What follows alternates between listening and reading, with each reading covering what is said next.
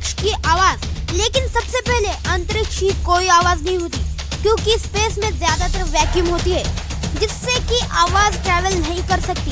लेकिन साइंटिस्ट ने कुछ जुगाड़ लगा के स्पेस में प्लैनेट्स की आवाज सुनने लायक बना सकती है। तो चलिए सुनते हैं।